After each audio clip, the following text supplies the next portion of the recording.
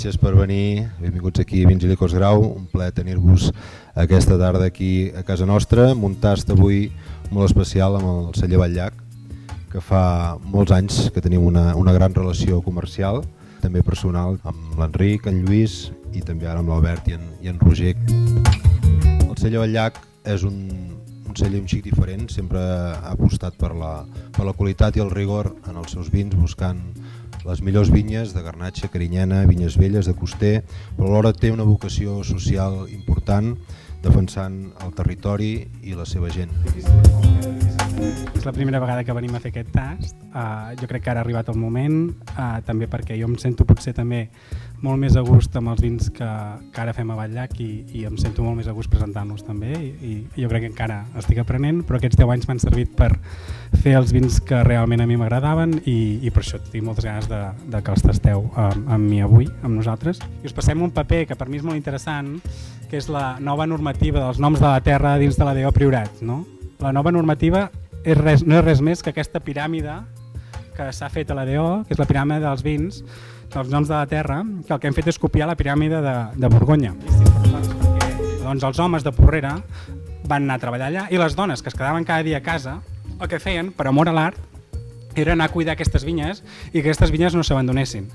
Per exemple, aquí teniu la Catalina, la que està sentada a dalt, amb mi.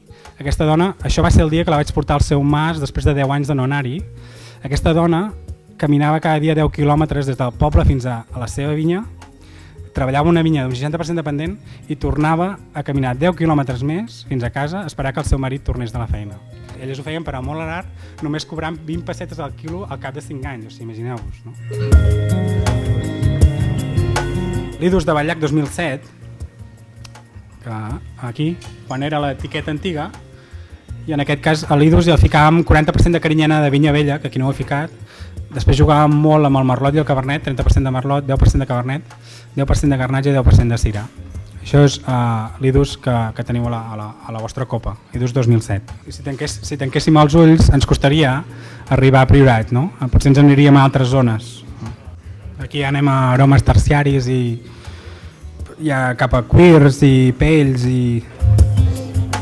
Ara us passarem també una cosa que tenim al celler, que és, com que ara parlem de tot el Priorat, veureu un mapa del Priorat amb relleu i veureu les muntanyes que ens envolten, no? El Montsant pel nord, i bueno, aquí veureu tots els pobles que per mi en aquest vi representen. No?